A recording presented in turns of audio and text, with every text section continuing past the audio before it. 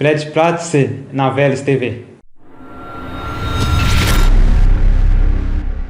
Dobro večer svima, dobrodošli. Evo očekujemo komentare trenera. Za početak, gostujući trener, izvolite gospodine Petković.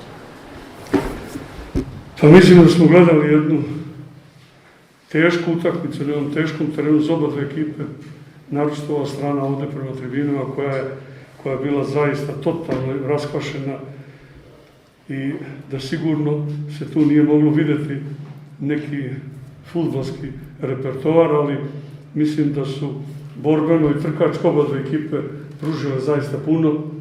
Mi smo pokušali, imali smo dobro otvaranje utakmice, poveli smo se 1-0. Nismo dozvolili sigurno jednoj jako kvalitetnoj ekipi Veleža u prvom poluvremenu da stvori puno prilika. Imali su jedan šut glavom i onda dolazi taj 40. minut koji je, kad se sve sagleda, bio i koban za nas, koji je Veležu dao i samopouzdanje za pauzu. Vratili su se posle pauze, jako kvalitetno odmah su postigli taj drugi gol. Utakmica je do kraja bila neizvesna. Mislim da smo mi fizički dominirali zadnjih 25-30 minuta. Skupo smo prodali kožu, ali ja mislim da mi još nismo, naročito naša ekipa sada bez 4 standardnih igrača još nije dorasla ovakvoj ekipi Veleža, koji ima i širinu i kvalitetnu ekipu i mislim da je i ta pobjeda Veleža kod sve sagleda i zaslužena. Hvala, gospodine Držić. Pa evo, hvala kolegi na komentaru. Pa ja bih rekao da iako je bio težak teren, mislim da je ovo možda naša jedna od najboljih utakmica, jer stvorili smo zaista, kad se pogleda, pa je sigurno 6-7 mrtvih šansi.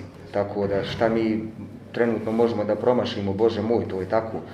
Ali na kraju imamo jedan aut Nikića i onda strepimo, možemo i da primimo gol u 90. minuti, mislim ne bi bilo po svemu prikazano zasluženo, ali nažalost u ovakvim utakmicama kad puno promašiš, onda znaš da budeš i kažnjen. Znali smo da će Radnik doći da igra na kontranapad, samom postavkom Motika, Bradonjić, Šarić, koji su 3 vrlo brza igrača, agilna prema naprijed i nažalost i primimo gol iz kontranapada. Olako shvatimo jednu situaciju, ne izbacimo loptu i primimo gol, međutim nastali smo da igramo u istom tempu i mislim da je to jedna veličina ovog Veleža koji je pokazao karakter i ako gubi nastavio da igra, nismo preskakali igru, igrali smo svoju igru i ako kažem da je možda Kozić igrač utakmice danas, onda mislim da ću vam sve reći, odbranio je zaista 3-4 nemoguće situacije. Po 3. minuti imamo Mulić 1-1, pa iz kornera još bolja situacija, tako da mogli smo riješiti ranije utakmicu, nismo, na kraju smo morali da strepimo, ali sve čestitke mojim igračima, jedna vrlo važna pobjeda koja nas vodi u gornji dio tabele. Žao mi je za Radovca što nije postigao na kraju gol, što je ova stativa se ispriječila da i on da gol, jer zaista ovo je jednu fenomenalnu utakmicu i prema naprijed i prema nazad jednostavno diriguje našom ekipom. Ali evo, on već u kontinuitetu igra dobro. Još jednom čestitke mojim momcima, ekipi Radnika želim svu sreću u nastavku prvenstva.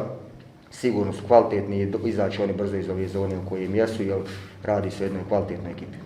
Hvala. Izvolite, da li ima pitanje?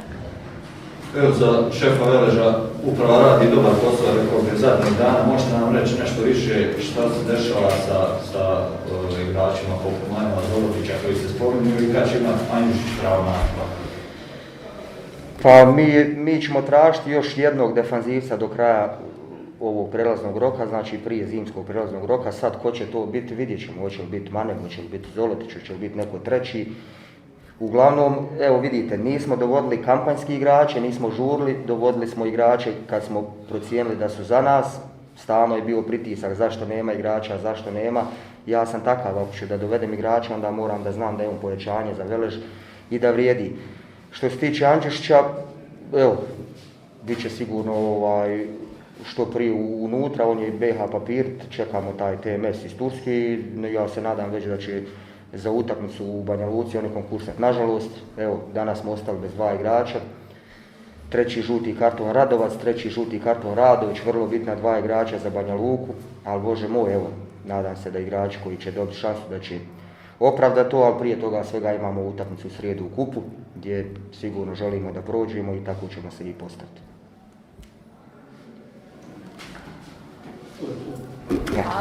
Šef je sve na šta god treba informacija.